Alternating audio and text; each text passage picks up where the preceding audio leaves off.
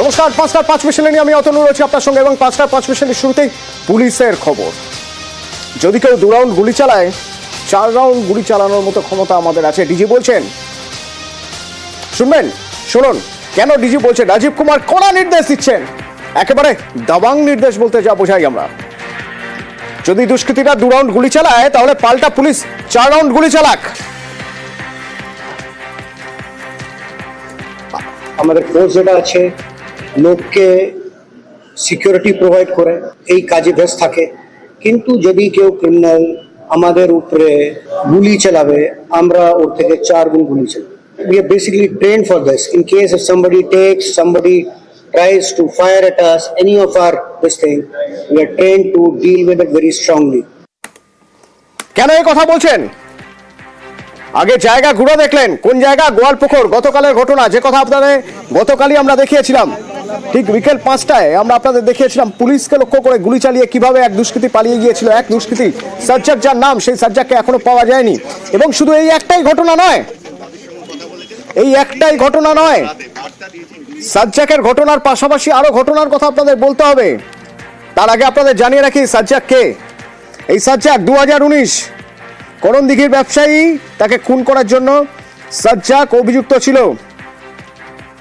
পুলিশকে লক্ষ্য করে পাঞ্জিপাড়ায় গুলি চালায় সাজ্জাক। সাজ্জাকের ঘটনার পাশাপাশি আরেকটা ঘটনার কথাও আপনাদের বলতে হবে। শুধুমাত্র সাজ্জাকের ঘটনা নয়, তার পাশাপাশি আরো একটা ঘটনার কথা বলতে হবে। ডোমকলে আসামি ছিনতাই। গোয়ালপুকুরের পর এবার ডোমকলের কথা। ডোমকলে চুরির ঘটনা তদন্তে গিয়েছিল পুলিশ চুরির ঘটনা তদন্ত করতে গিয়েছিল, তাকে হাসুয়া দিয়ে তাড়া করে এবং হাসুয়ার কোপে এক তদন্তকারী অফিসার আহত। অভিযুক্তকে হাসুয়া নিয়ে তাড়া করে ছিনিয়ে নিয়ে পালিয়ে যায়। চিল্লাচিল্লি করছিল, আমরা শুনলাম। ওরা আসলো, এসে নাম করে ডাকছিল, আমরা বললাম কেউ না, তো গেট খুলো তাই বললো আপনারও ছাদ দিয়ে উঠেছে, আপনার গেট মেট্রো ভাঙার পরে আমাদেরকেও গালাগালি করেছে পুলিশরা। ঘরে যা ছিল সবকিছু ভাঙাচোরা করেছে পুলিশগুলো। কি কারণে ভাঙচুর করলো? আসামি আমাদের একটা আছে লুকিয়ে দিয়েছি, সেটা ভেবে ওরা মারধরি করছিল। আরো একটা ঘটনার খবর বলবো আপনাদের। আজ আরো একটা ঘটনা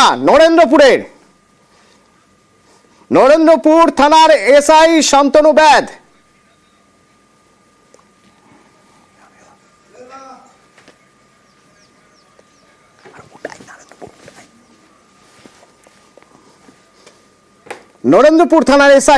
ব্যাদ শ্লীলতাহানির অভিযুক্তদের ধরতে গিয়েছিলেন, আর তখনই ধারালো অস্ত্রের কোপ মারা হয় তাকে। কোনো মতে অন্য পুলিশ কর্মীরা তাকে বাঁচান।